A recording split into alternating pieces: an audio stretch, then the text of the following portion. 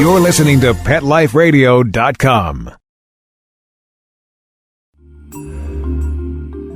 Jungle Deep, the podcast that explores the tropical lifestyle.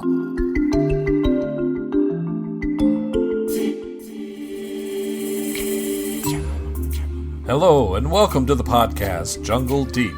This is your host, Dr. Jones. We are on safari, and I'm here with you to learn, to have fun, and to explore the jungle.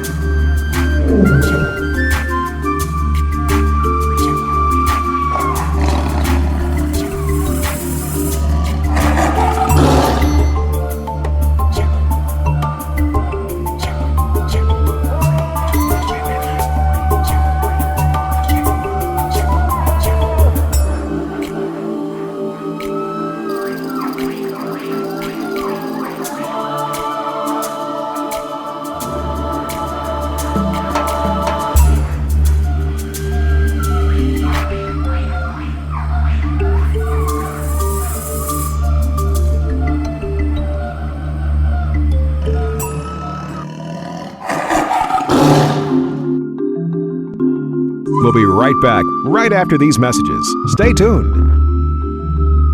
Petco, where the pets go. Petco, where the pets go. Pet Life Radio has tail-wagging, fur-flying, fabulous deals for our listeners from Petco. Get $6 off your order of $60 or more and up to 40% off the entire Petco site. That's right, but that's not all. Because you're a Pet Life Radio listener, you'll also get free shipping on your order of $49 or more. $6 off, up to 40% off, and free shipping from Pet Life Radio and Petco. To get these awesome deals, go to PetcoDeals.com. That's PetcoDeals.com. Petco, where the pets go. I'm not much of a reader, but I do wish I were more well-read.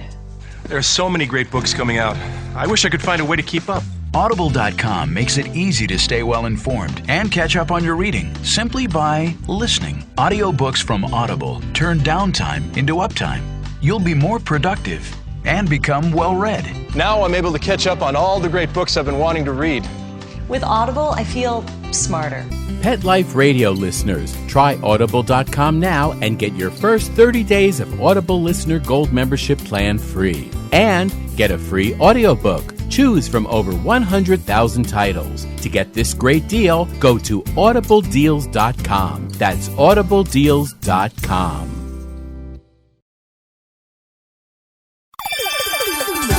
Let's Talk Pets on PetLifeRadio.com. Hello, today's conversation is with the man at the center of an absolutely huge website about the originator of the Tarzan character, Edgar Rice Burroughs. The creator and webmaster for this site is Bill Hillman. And Bill is a professor, a musician, an expert at all things Tarzan, and an all-around great guy. His site is called herbzine.com. Bill took some time out of his busy day to have a conversation with us on Jungle Deep. I am really pleased to have with me one of the foremost experts about Tarzan, a fellow who is really at the center of the Tarzan universe, Bill Hillman. Bill Hillman runs many websites actually that deal with Edgar Rice Burroughs, who was, of course, the author of and creator of the Tarzan character and the author of the books. Bill manages and runs these websites, which are full of material. I think I heard 20,000 pages. We'll check with him and see if that's right. But Bill, welcome to the show. Welcome to Jungle Deep. Well, great to be here. Great to be in the wilds of your jungle. I can hear the drums and all the activity going on. Oh, can you? We haven't added that in yet. I have a very vivid imagination. Very good of you. Well, Thanks for being with us. It's going to be fun because you were in touch with a lot of people that have a lot to do with Tarzan, and you run the foremost website that deals with all the Tarzan stories. And tell me first, before you get into all of that, how you personally got connected with Edgar Rice Burroughs and Tarzan. How did you get started in this? Well, I go back, as a Burroughs fan, back a long ways, back to 1950, I guess, and the Sunday pages and the radio shows and comics and all that kind of stuff. So I was a big collector, and I thought I was the only one on Earth that was so active until the Internet hit. And then I realized that there were many other weirdos such as myself. Then I was contacted by the Edgar Rice Burroughs Company in Tarzana, California, to ask if I would take over the Disney site. The Disney had a Tarzan site for a little while after their animated film. So I did that, but then I had my own Burroughs-related website, which is herbzine.com. It just went on from there. So I've done a lot of work with the Burroughs people, and they've shared a lot of things out of the warehouse, and I've documented a lot of things. Well, you certainly have. You're just for our listeners, for any that are as dense and slow as I am. It took me a little while. Herbzine, Herb stands for Edgar Rice Burroughs. And in fact, I think heard that he's referred to with that acronym fairly often. Is that right? Yeah, well, it's certainly a lot handier and shorter than writing or speaking out Edgar Rice Burroughs. Right. So ERB is the acronym that is often used. And zine as in a magazine. Yeah, only right. Of course this is online. This is on the internet, so it's a big internet site. One that anyone's interested in Edgar Rice Burroughs or Tarzan should be sure to visit. When did you start doing that? You said you took it over from Disney. When did you start working on that website? I started Herbzine in '96, and I sort of took over the even before the Disney Tarzan in the early '90s or early 2000s. Tarzan is only a small part of the interest. Well, go ahead and tell us a little bit more about the Herbzine world. Well, Burroughs' first book was a Mars book. He wrote that in 1911, and it was published in a pulp zine in 1912. So, and the same year, he published the first Tarzan novel, Tarzan of the Apes. Now, this is the 100th anniversary of the creation of his first book, Princess of Mars, the John Carter book, and Tarzan of the Apes. And he wrote, of course, many, many other genres, and he had many other fantasy worlds that he created, including at the Earth's core and Venus and of course, Mars. And his Africa is sort of a fantasy place as well. It's full of lost civilizations, and he never visited Africa. He didn't want to spoil the fantasy. So he created his own Africa. But from what I read, he did travel quite a bit. He was a very intelligent man. I find his life really to be more fascinating than the creations that he did in literature. He was at a military school in Michigan, eventually became a Gatling gun instructor there and a geology instructor, and he was a football quarterback and played baseball there. And his teen years he spent in Idaho as a cowboy on his brother's ranch. And later as a gold miner with their gold dredging operation. And this would have been around the turn of the 20th century, I guess. This was around in the 1890s. Mm-hmm. Okay. And then he enlisted in the U.S. Army and served as a trooper in the U.S. Cavalry down in Arizona, chasing Apaches and renegades and things like that. And he had some heart problems, so he tried many, many different occupations till he found what he really liked. Yeah, I think I read somewhere he sold something door to door. Well, he sold encyclopedia-type things, and he worked for almost a year for Sears Company in charge of scores of workers in a mail order thing, and really successful. Right, yeah. But again, he was looking for something, so he left that on business ventures of his own. Around the time that he wrote his first story, the John Carter story, he had a venture where he was selling pencil sharpeners, or he was distributing them. At one time, pencil sharpeners were a big deal. We're not talking about the little hokey things we have today. They were great big cast things. But he wasn't doing too well, and then his family were sort of hard up. So he just on old letterheads he scribbled this fantasy story about Mars, and he was surprised to see that it was accepted. And that was the start of his writing career. So he really had no specific training or background in writing at all. He one day decided he was going to start writing this story, and he was kind of a success from the get-go. Is that what happened? In his early years at the Michigan Military Academy, he edited the school paper and magazine, and he had written poems submitted to Chicago papers under a pseudonym before this. He was a storyteller. He entertained the whole family with these far-out, wonderful stories. So he was always a storyteller. Okay. You say the first book, Mars, came out in 1911? Well, he wrote it in 1911, Under the Moons of Mars, which later became A Princess of Mars. Oh, okay. It was picked up by All Story Pulp magazine and published in 1912. But it was also 1912 when he came forward with his Tarzan character. He got all excited. Hey, I've got this career, and the publishers were really happy with his work. And they said, well, why don't you write a medieval thing about medieval England? And he went to the Chicago Library and did tons of research and came up with a story called The Outlaw of Torn, which was his second book. They rejected it. And he did rewrites, and it wasn't published until years later. But it was one of his favorite novels. But then while this was going on, he said, well, I got this damn fool idea about some baby raised by apes in the jungle. He had all these imaginative things. In fact, his first name, pen name, he wanted to be published under the name Normal Bean, indicating that he wasn't nuts. He had a normal head. And the publishers ruined the whole joke. His first pulp story came out as Norman Bean, and he was ticked off at this one. So from then on, he wrote under Edgar Rice Burroughs. I see. Well, I think that's pretty remarkable. He was very productive there in 1911, 1912, that he wrote all of this and came up with Tarzan, too, and wrote that and published that first book in 1912. Well, his first years were really productive.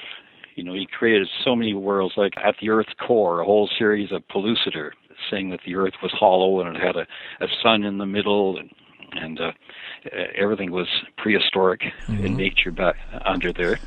This stuff reminds me of Jules Verne's kind of stuff. I wonder how familiar he was with Jules Verne. It was a little more difficult to pick up on foreign authors at that time. Not as easy as today. Sure.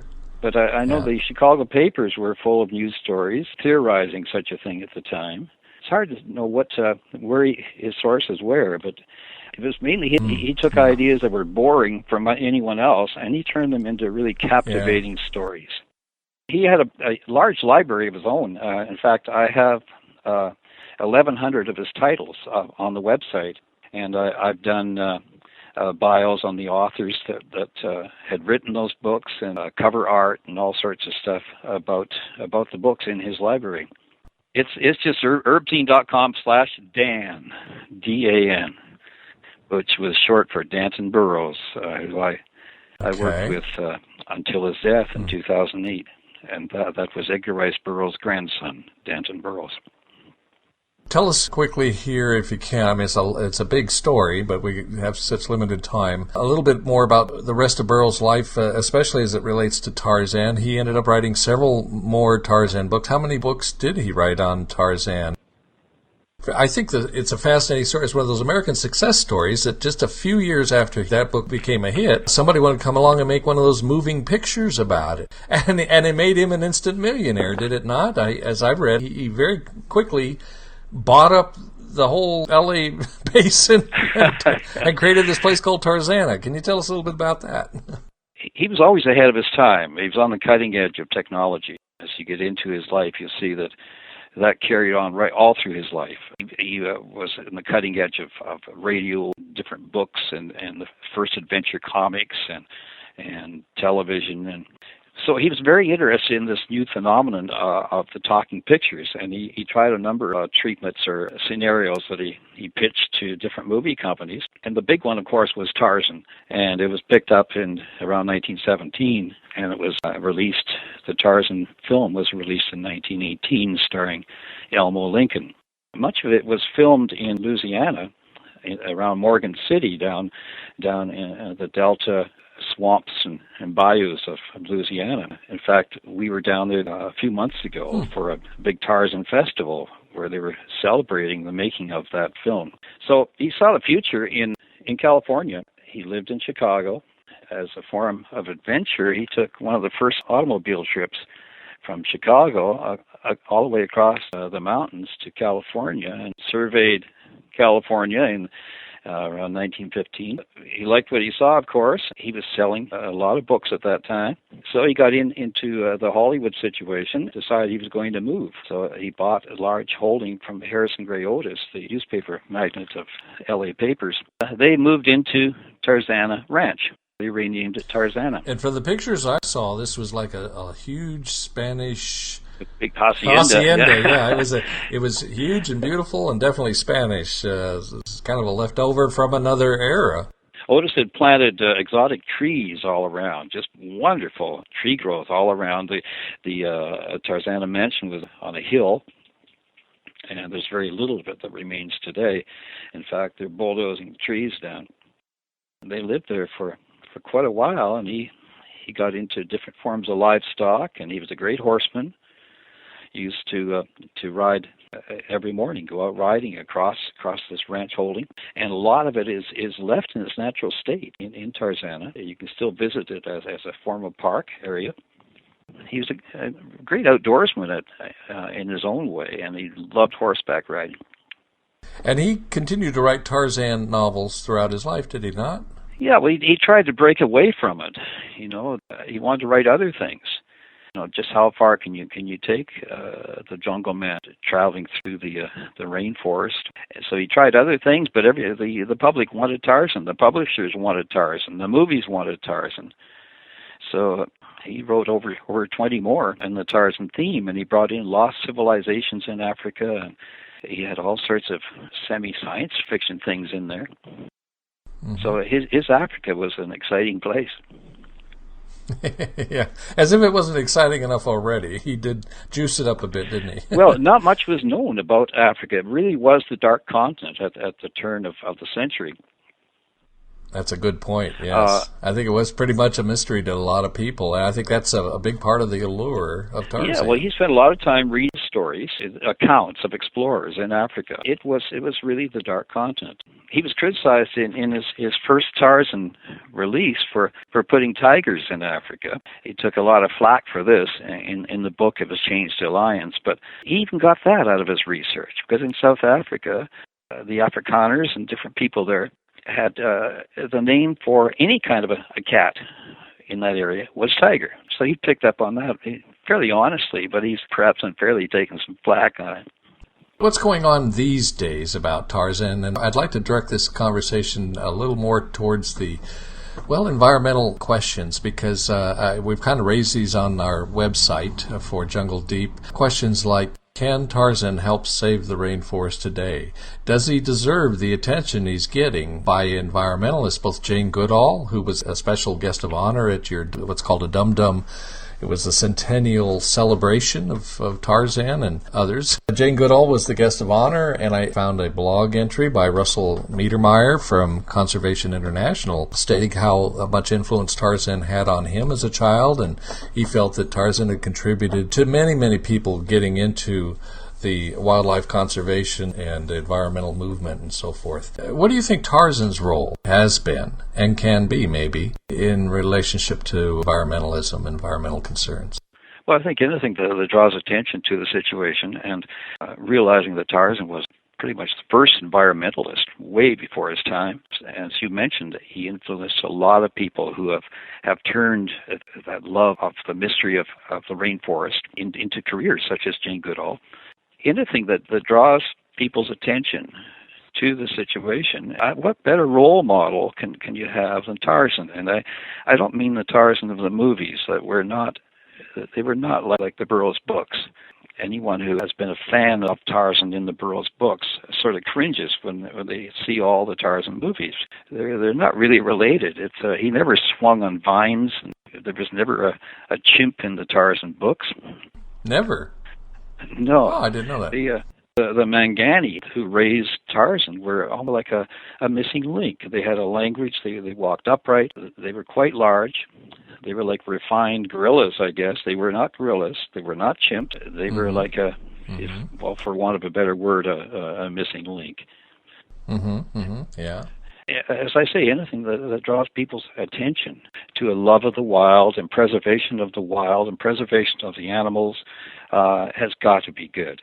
Well, I think you hit it right on the head there. I think the very fact that through these stories, so much attention was directed towards the jungles. People really began to think about them.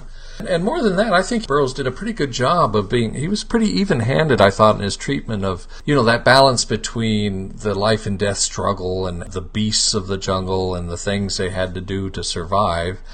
And at the same time, dealing with Tarzan learning not to kill. He didn't kill for any joy in killing. I think he really put the natural world in a very realistic perspective where death was a part of life and it was just a part of the way things had to be. And there wasn't waste. Animals themselves don't waste much. It's human beings that seem to be so wasteful when you compare our behavior with those of the other beings on the planet. Generally, animals take what they need, but they don't kill for the fun of it or for political reasons, and they don't waste. Their consumption is not wasteful. It's just only what's needed. And I think he expressed those kinds of ideas in his writing quite a bit. Yes, you're right there. As I mentioned, that he provided a mystique, I think, of Africa and the wild. Oh, he definitely did that. I think, the mystique of the jungle is something that is all throughout his books, and in fact, it's a little bit heightened. It's a little over the top sometimes, but that's what we call entertainment. Yeah. But he was really good at that, and no doubt that did inspire a lot of people. I'm looking forward. I'm kind of on a personal little hunt to find more environmental leaders that will tell us about their early experiences with the Tarzan character and how it inspired them, because I suspect there are quite a few. I think Russell's right. I just haven't heard from these people yet, but I'd love to get them all on the show. It wasn't only environmentalists he encouraged. It was so many people in the sciences, Carl Sagan, future astronauts, and they all were influenced by the Burroughs science fiction books on two different levels or two different genres. He had fantastic influence on today's culture. Well, I'm sure that's right. You are listening to Jungle Deep. We'll be right back, right after these messages. Stay tuned. Every pet is unique. Maybe they're gray in the muzzle, yet young at heart. Maybe they're growing out of the puppy stage and into their paws and ears. Or maybe they're just trying to maintain a more girlish figure. At PetSmart, we have the right food for your pet at a great value for you. PetSmart. Be better together. Go to PetSmartDeal.com and save up to 30% on awesome gifts for the pets and pet people in your life. Toys, collars, leashes, PetSmart gift cards, treats, and more. Go to PetSmartDeal.com today. PetSmartDeal.com. Hello, this is Dr. Jones. I believe the better you get to know the jungle's wonderful creatures, the more you will care about them. And as you care about them, you'll want to join with me in efforts to protect them and save them from extinction. I want to draw your attention to the Jungle Deep website and the ways I am promoting tropical rainforest education and conservation. In addition to the awesome expert guests and regular reports from our wonderful field correspondents on the podcast, I am building a website with resources to help everyone, especially students, find helpful and motivating information. One example is the new Wildlife Theater, which will contain a collection of photos and videos of exotic animals from the jungles around the world. Top-notch zoos and other conservation groups are contributing content to the Jungle Deep Wildlife Theater. You will find the Jungle Deep website by going to www.jungledeep.com. It couldn't be easier. Check the Jungle Deep website often, because it is growing every week. Dyson. The new Dyson Animal Vacs are powerful bagless upright vacuums for homes with pets. Air muscle and radio root cyclone technology generates the strongest suction power to powerfully remove dust, dirt, and pet hair from the home or car. To order your Dyson Animal Vac, go to DysonDeals.com. DysonDeals.com to order your Dyson Animal Vac today. Dyson. Music to your ears. Jungle Deep.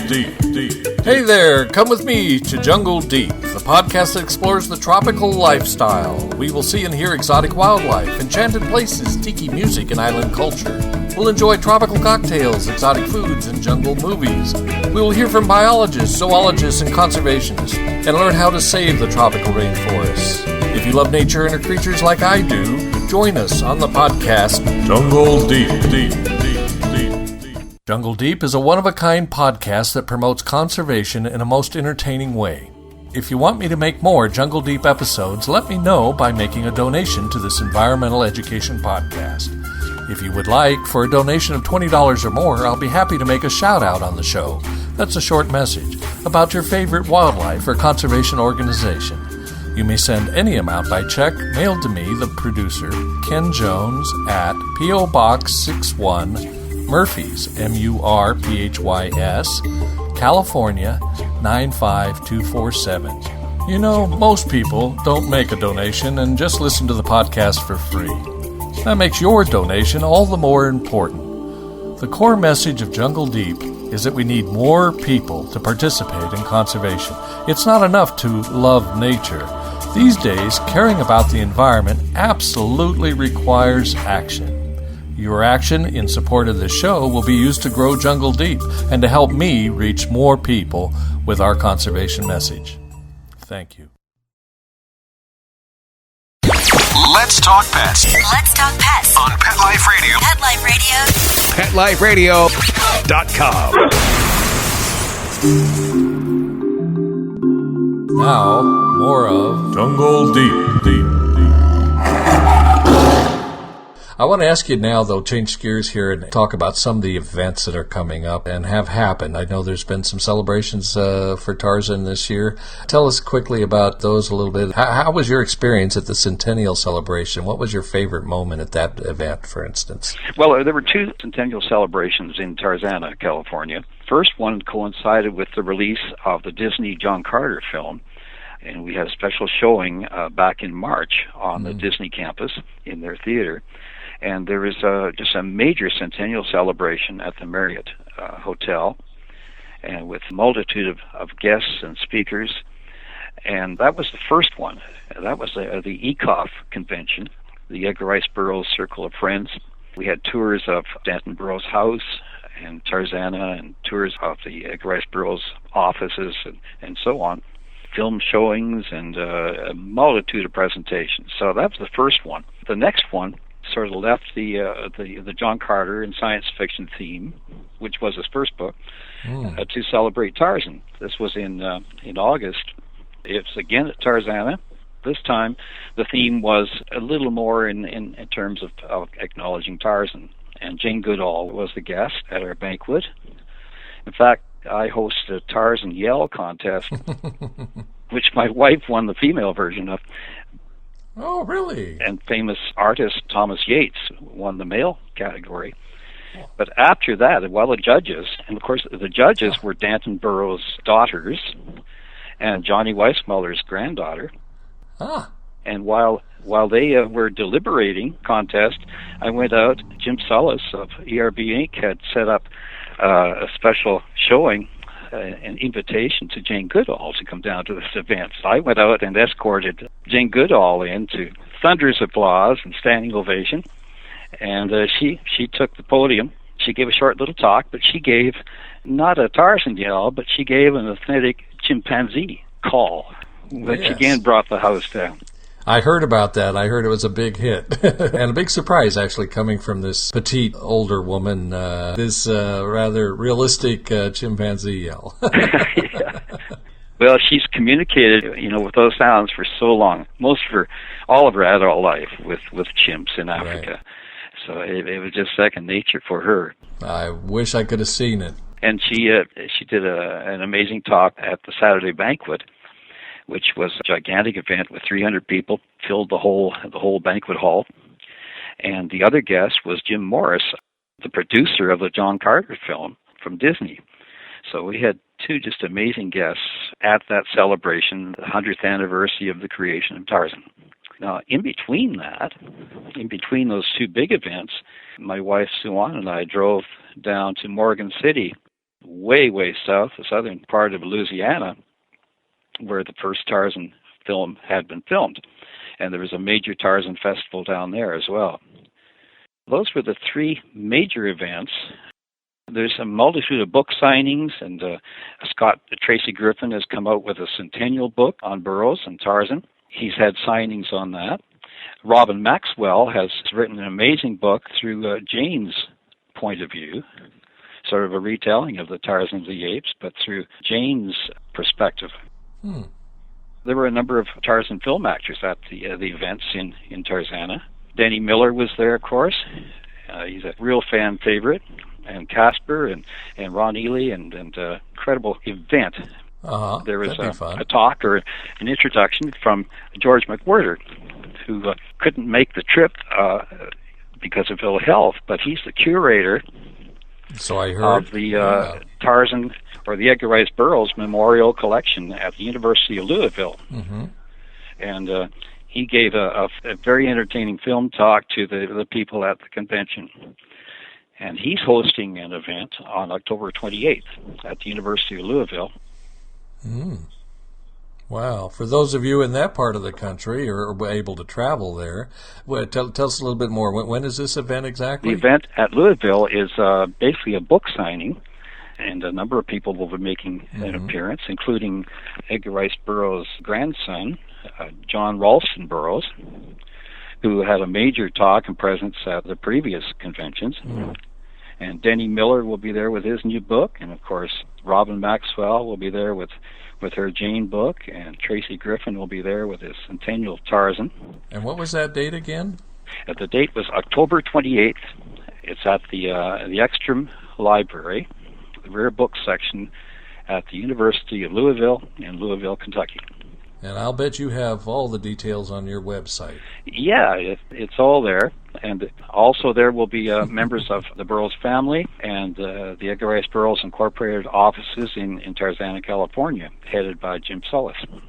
Then there's another one in November at Bridgeport College. Dr. Stan Galloway is holding a Tarzan Centennial Conference at Bridgeport College in Bridgeport, Virginia. And it's, wow. And what's the date on that? That's November 1 to 4. Wow. And there's registration forms on the site. Wow. So still plenty of things to do and ways to plug in, as I say, to get into the swing of things, Tarzan. Well, yeah, it's been a really busy year. We've driven well over 10,000 miles just to events so far this year in between teaching our university classes. Oh, my goodness. So it's been a very busy summer. Wow. Well, it's got to be true that your Herbzine website is the #1 source of Tarzan information on the internet. Wouldn't that be fair to say? I guess probably. There are other major sites, but can you share any with us? Do you know any off the top of your head that you could tell our listeners about? Well, herbalist.com is another major site, and there's quite a few indicated that we promote on our Herbzine site. Herbzine is the most active because we're in Facebook and Twitter as well. Every week, I put out a weekly webzine with 20 gigantic web pages of fiction and articles and comics and the whole bit. Boy, that's a whole nother thing. We didn't even talk about comics. That's a whole aspect of it I haven't even looked at yet. It's a huge world of Tarzan these days with all the movies that have been made. I understand if you include all the unapproved versions in other countries that there's been close to 100 movies made about Tarzan in these 100 years. And then all the books and then comics. I hadn't even thought about that. That's all got to be another big area. And, of course, hundreds of TV shows and hundreds of radio shows. The radio shows, you can hear them all on Herbzine.com. Really? And they go back to 1932. And, really? Oh, man, I got to delve into that. That'd be fun. I was going to ask you about if you were aware of today of any podcasts being done about Tarzan. Are there any Tarzan podcasts out there? Well, I got too deeply into podcasts. Now, it's great to see the efforts you're doing right now. The whole podcasting thing is a little bit new. Sure, not many of them have been in touch with me. When they do come up, I promote them on the site. Well, what about, can you tell us anything about any movies that are under production at this time, And the other thing I was thinking about, are there any theme park features that feature Tarzan? Is Tarzan kind of represented in any theme parks out? You know what I mean by theme parks. Well, there's a Tarzan cabin in Disneyland. There has been over the years in Disneyland, Disney World, and also in France. And there were live stage things, French Park in Hong Kong. Back a few years ago, Disney leased out rights to the Tarzan animated production of 1999, and it was turned into a stage musical. Oh, really? The premiere was on Broadway. So we were down for that, and then we went over to Holland, and there was a major success there with it. The Tarzan musical. And then we flew to. Then we went to Hamburg for opening night there, and then Tucson in Utah, the outdoor amphitheater, and now various other small companies are staging the musical on smaller venues. Wow! Who produced the music for these musicals? Do you know? Phil Collins. So these are all kind of a takeoff of the animation film then. Because he was it for the Tarzan animation. Well, Phil Collins won an Academy Award for the main song on it, and he expanded it for the various musicals. It was kind of fun sitting with Phil Collins and watching his reaction to his words in Dutch, and then his words in German. It'd be fun just sitting with Phil Collins. Period. I think. Well, it was a great visiting with Phil after in the after show premiere parties in those various locales, because he knew some of the people that my wife and I knew, because we've recorded and toured with music our band in England many times. I bet that was a real treat. Now I have to ask a question. It just occurred to me: is the 1999 animation film done by Disney on Tarzan the first time Disney got involved with Tarzan? You would have thought that Disney would have plugged into that much sooner. Did they? They had option to do the John Carter film back in the early 90s. No, that would be their first venture, first dabbling with the Tarzan character. I think that's interesting. I would have thought they'd be involved, because, take a look at all the movies they've done and all the topics and stories they've picked up. It seems like a natural for them to do. It certainly was. It turned out to be a natural for all the merchandising, and then they did an animated TV series based on it as well. Yeah, it was a huge success from what I hear. Any way you look at it. Yeah. Once they did it, it was a big success for them. Is there anything new coming up that you know of? I hear there's a couple of movies in pre-production. Do you know anything about that? Yeah, there's a couple Tarzans. There's an excellent one coming out of Germany, and another one in the works through the United States. So that's there's always seems to be some sort of a Tarzan film or TV show in production. There's been on average one a year, just talking about movies for 100 years. So it just may continue like that for another 100 years.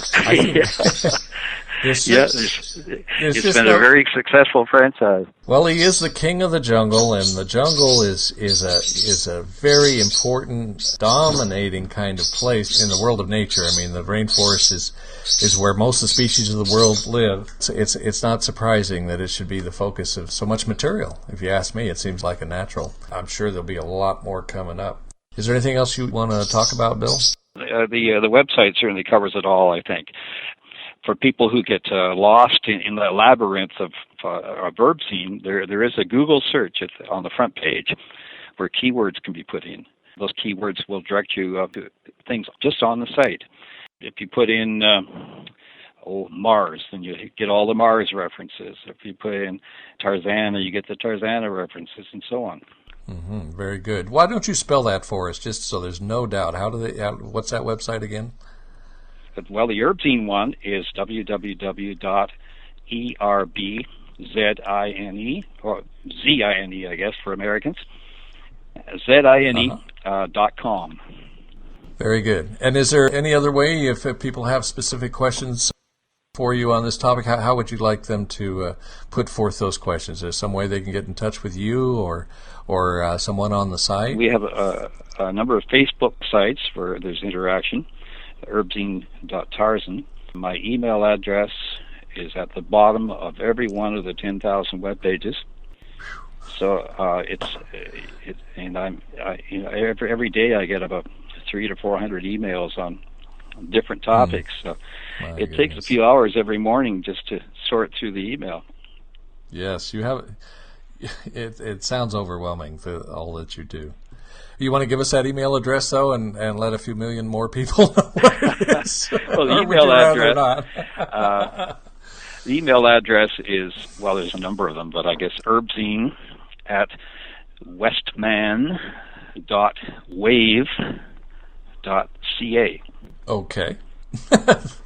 Well, you set that one aside, and let's see if you get any bump in the numbers of people contacting you. But most of the things that people are going to want to know are going to be on that Herbzine website because it's extensive. So is your knowledge on this subject. You've been working with this for so long. You're a real resource. I really appreciate you being on this extended interview with us and telling us about the Tarzan world, and I very much appreciate your time. Well, before we go, I should mention the Edgar Rice Burroughs Incorporated company have a corporate website, and it's just edgarriceburroughs.com. In the wings, or about to launch, is an all-new series of Tarzan Sunday pages that there will be an online subscription offered where people can see them all online. All new wonderful art, and every week a new Sunday page online to edgarriceburroughs.com. That's terrific. That's great for the Tarzan fans that want to stay plugged in and get their Tarzan fix every week. Yeah. Well, and of course, you can go back right to 1928 with the Tarzan Sunday pages and daily strips, and there are hundreds of them already featured on Herbzine. Oh, my goodness. Well, thank you so much, Bill. You've given us just a wealth of resources and material here. It's been a lot of fun talking to you. Thank you very much for being on Jungle Deep. I hope you'll come back. You're going to kind of keep us posted as to what's happening in the world of Tarzan. Well, I certainly look forward to it and be checking your site to keep posted on your developments. I appreciate so much you being on the show, so thank you very much. Well, it's been a pleasure and just a great joy to talk with you. Bye-bye, Bill. Okay, bye-bye. Environmental education, wildlife preservation, tropical rainforest conservation, all wrapped up in fun, juicy, delicious American jungle culture of the past and present. Be sure to share Jungle Deep Podcast with your friends and coworkers. Contact me if you would like to reach our audience with your advertising message. Audience growth is especially important for Jungle Deep to succeed and prosper, so share the show. You can see beautiful photos and learn more about Jungle Deep at our website, jungledeep.com. You gotta check it out. Where else can you go for this kind of fun? Our show notes pages have valuable links for you. I invite you to email me at ken@jungledeep.com or follow me on Twitter. Search for Jungle Deep or Ken Jones 56, all one word. I would love to hear your ideas for the show. Well, the show's over for today, so it's time to refill my Mai Tai, mount my elephant, and head back into the jungle. Let's Talk Pets, every week on demand, only on PetLifeRadio.com.